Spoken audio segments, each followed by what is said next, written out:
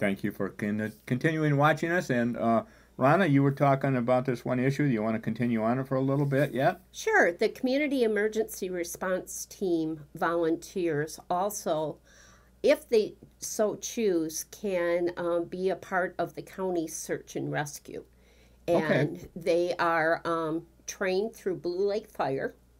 And if there's any call outs for missing people, they are activated. They carry pagers with them and they are activated. And amazingly enough, there's about 8 right now, I think, that are activated. They also do course marshaling too, and Okay. that's making sure at parade routes or at 5K runs that nobody's driving through and the course is wide open for Okay. The people. kind of marshals at different Yeah. heavily attended events, in other words. Yes, Okay. yes. Well, why don't you tell me a little bit about the Volunteer Center of West Michigan? Okay. Number one, you guys sound like you really have your hands full and going a lot of things going.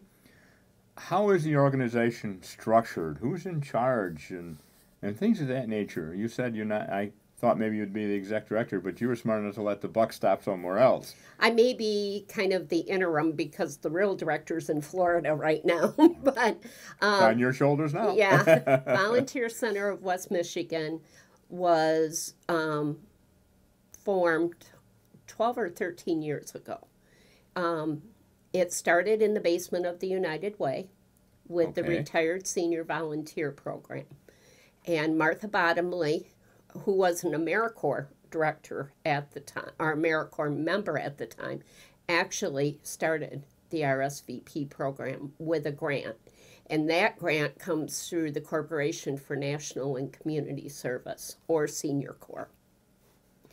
And as it expanded, they moved over here, and Martha became executive director. She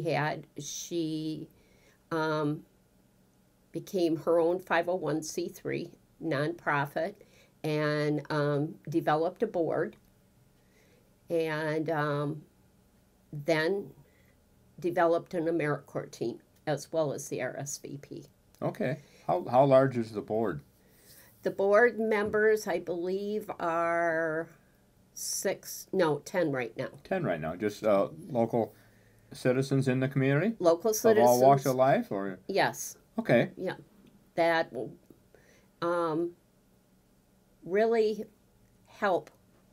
And most of them have been on for quite a while, too. So They it's, aren't just sitting in the seat as a board member. They're an active board member and making things move, it sounds like, yes, because that's in their heart and soul. yes, That's great. That's yes. great.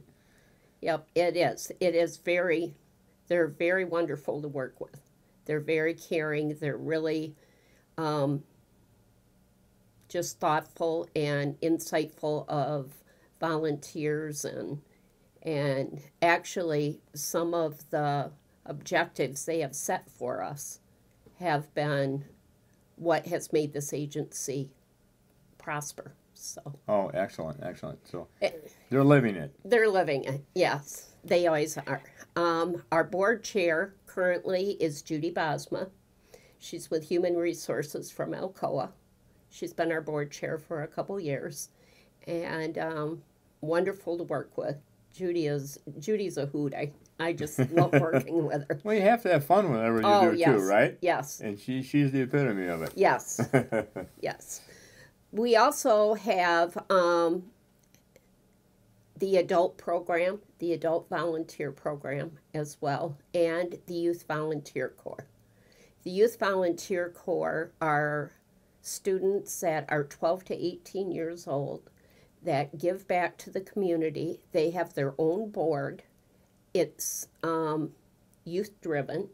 They make ideas, they get ideas, and they get together and they vote on them and they follow Robert's rules. They do And all of that. counseled by you, and so Yes, it's actually a great training program for them too. Then, absolutely.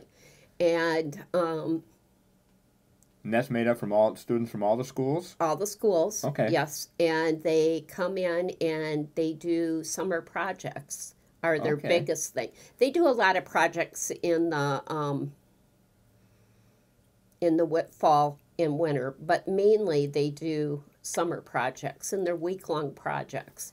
And they made, if you've seen murals around town, those murals quite often have been developed and painted by our Youth Volunteer Corps. Okay. And that was initially as a way to stamp out graffiti.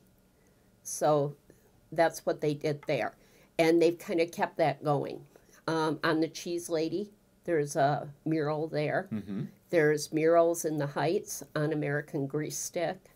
And on Dr. Jackson's side of his building, and also on the fence over by the African American Museum. Okay. There's a mural there on the fence. And they do things like potpourri, which is, potpourri a lot of kids like because they get to do something different every day. They may be painting fire hydrants one day, they may be raking yards the next, or doing downtown cleanup, or working to clean up Grand Trunk, or something like that. Now, there's a separate coordinator for that? Yes. Okay, so how many coordinators are there in your organization here? You being the one of them. There's 2 directors and 2 coordinators and an executive director. Wow.